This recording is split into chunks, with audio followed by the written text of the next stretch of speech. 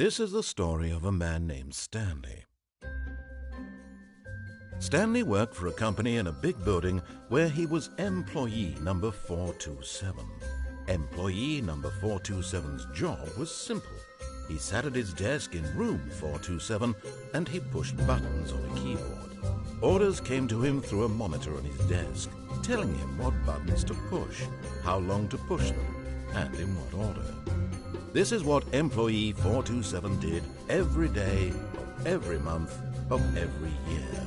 And although others might have considered it soul-rending, Stanley relished every moment that the orders came in, as though he had been made exactly for this job. And Stanley was happy. And then one day, something very peculiar happened. Something that would forever change Stanley. Something he would never quite forget. He had been at his desk for nearly an hour when he realized that not one single order had arrived on the monitor for him to follow. No one had showed up to give him instructions, call a meeting, or even say hi. Never in all his years at the company had this happened, this complete isolation. Something was very clearly wrong. Shocked, frozen solid, Stanley found himself unable to move for the longest time. But as he came to his wits and regained his senses, he got up from his desk and stepped out of his office.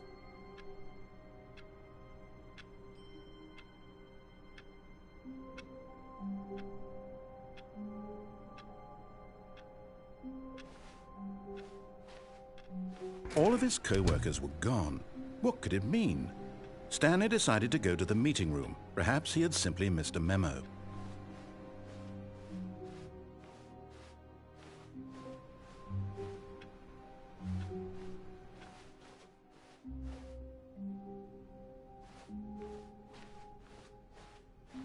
When Stanley came to a set of 2 open doors, he entered the door on his left.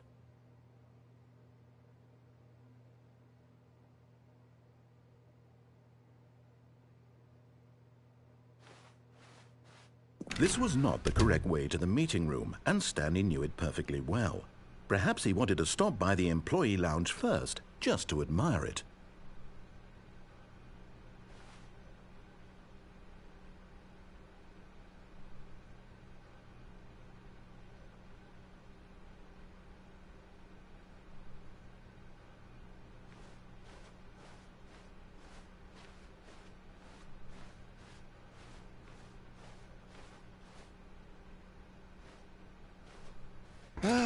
Yes, truly a room worth admiring. It had really been worth the detour after all, just to spend a few moments here in this immaculate, beautifully constructed room. Stanley simply stood here, drinking it all in.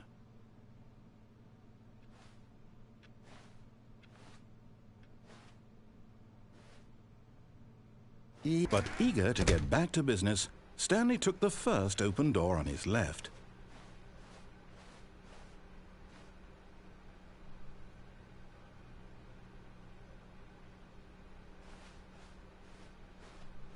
Stanley was so bad at following directions, it's incredible he wasn't fired years ago.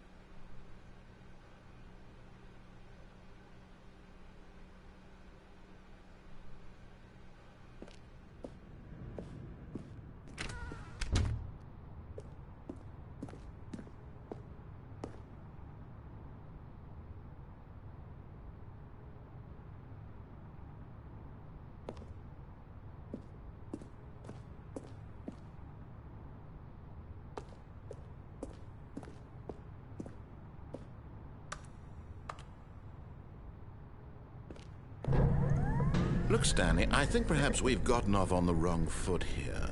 I'm not your enemy, really, I'm not. I realize that investing your trust in someone else can be difficult, but the fact is that the story has been about nothing but you all this time. There's someone you've been neglecting, Stanley. Someone you've forgotten about. Please, stop trying to make every decision by yourself. Now, I'm not asking for me, I'm asking for her. This is it, Stanley. Your chance to redeem yourself, to put your work aside, to let her back into your life. She's been waiting.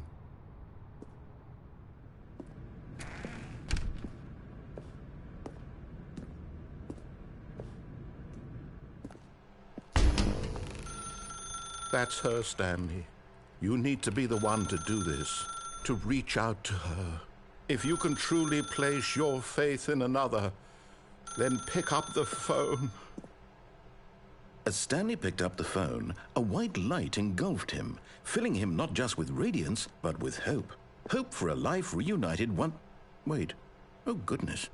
Stanley, did you just unplug the phone? No, that wasn't supposed to be a choice. How did you do that? You actually chose incorrectly. I didn't even know that was possible. Let me double check. No, it's definitely here, clear as day. Stanley picks up the phone. He's taken to his apartment where he finds his wife, and the two pledge themselves to one another. Music comes in, fade to white, roll credits. Not picking up the phone is actually somehow an incorrect course of action. How is that even possible? None of these decisions were supposed to mean anything. I don't understand. How on earth are you making meaningful choices? What did you... Wait a second. Did I just see...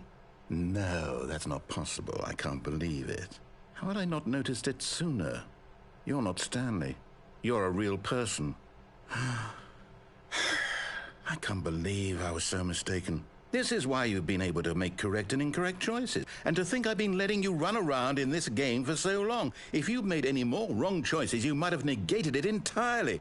It's as though you completely ignored even the most basic safety protocol for real-world decision-making. Or did you not grasp the severity of the situation? Well, I won't have that kind of risk on my watch. I'm going to stop the game for a moment so we can educate you properly on safe decision-making in the real world. Please observe this helpful instructional video. Choice. It's the best part of being a real person.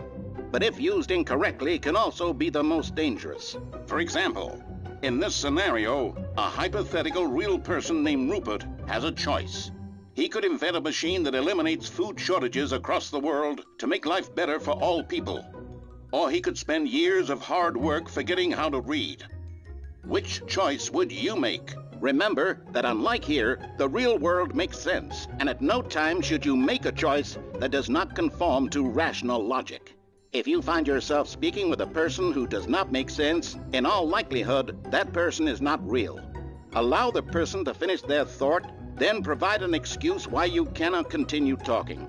Turn to a partner and practice saying, "My goodness, is it 4:30? I'm supposed to be having a back, sack, and crack."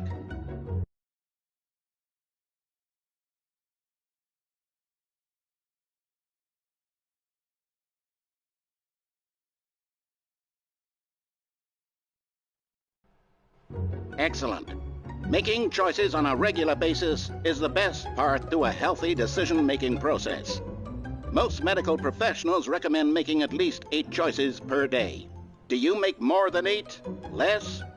And finally, if you begin to wonder if your choices are actually meaningful and whether you'll ever make a significant contribution to the world, just remember that in the vast infiniteness of space, your thoughts and problems are materially insignificant, and the feeling should subside. At this time, your instructor will guide you in an exercise to test and reinforce the material covered in this video. Welcome back. You may have noticed that this room has begun to deteriorate as a result of narrative contradiction. But not to worry. Now that you're properly informed on good decision-making, we're going to revisit a choice you made just a few minutes ago and see what the correct thing to do would have been. This way, please.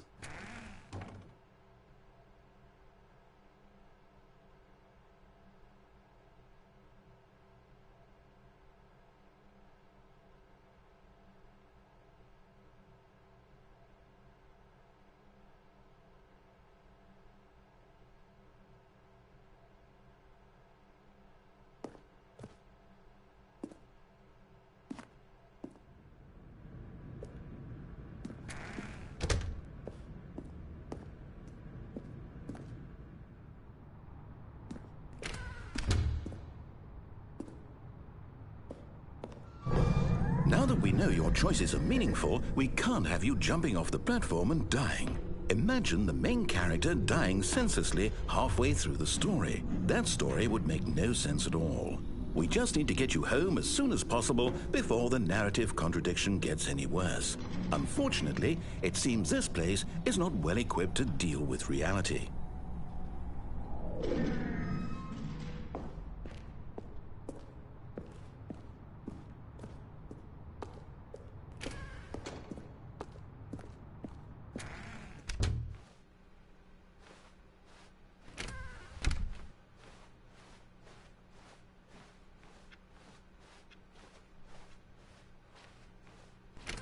Almost there. You'll take the door on the left, back to the correct ending, the story will have resolution once again, and you'll be home free in the real world. Now remember, all you need to do is behave exactly as Stanley would. That means choosing responsibly and always putting the story first. I'm quite sure you'll be up to the task. Just follow my lead and you'll be fine. All right. When Stanley came to a set of 2 open doors, he entered the door on his left.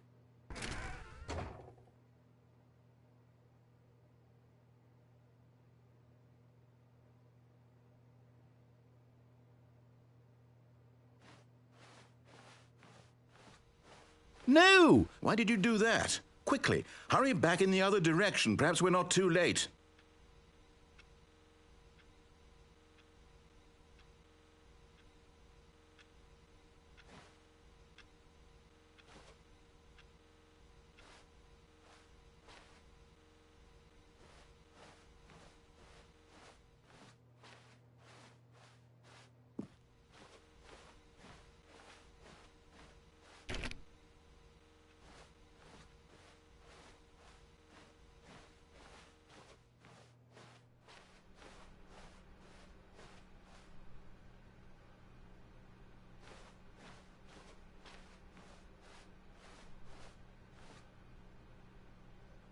Oh, it's ruined. I can't believe, after everything we talked about, that my story, you've destroyed my work. Why? For what? What did you get out of that? What did you think was so special about seeing the game undone, left here like so much garbage? It's worthless now. And what am I supposed to do? Even if there were a way to continue, would it be worth it? To know that my story is now incorrect? How can I go back to that?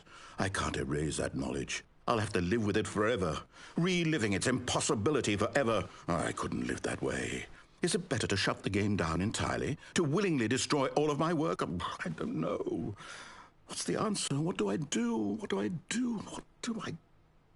No, I have to. I have to shut the game down. I have to. I have to.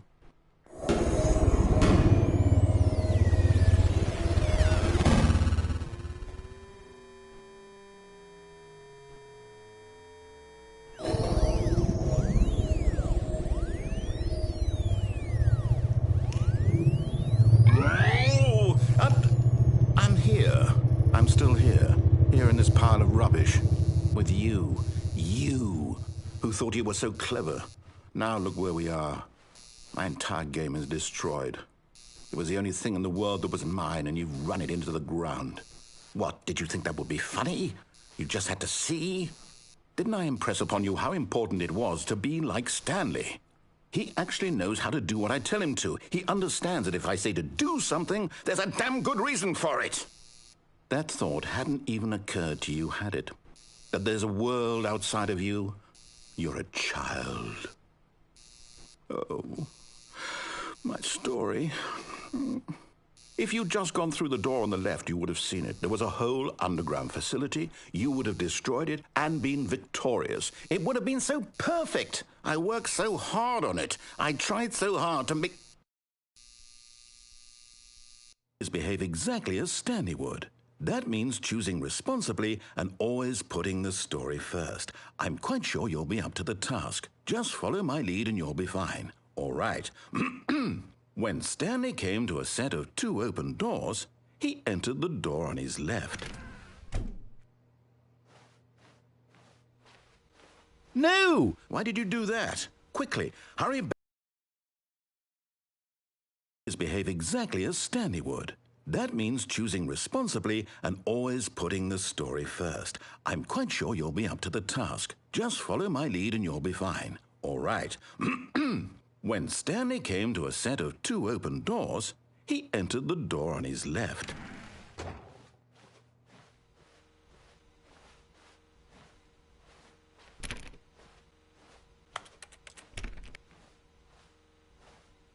No! Why did you do that? Quickly, hurry back. Behave exactly as Stanley would. That means choosing responsibly and always putting the story first. I'm quite sure you'll be up to the task. Just follow my lead and you'll be fine. All right. When Stanley came to a set of 2 open doors, he entered the door on his left.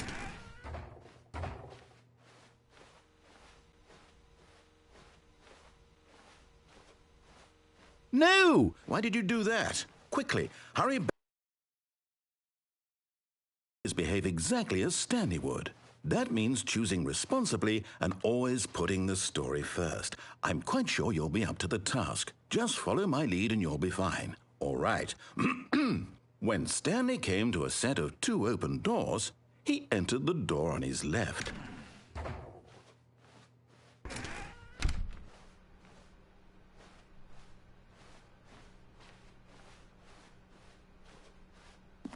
Yet there was not a single person here either. Feeling a wave of disbelief, Stanley decided to go up to his boss's office, hoping he might find an answer there.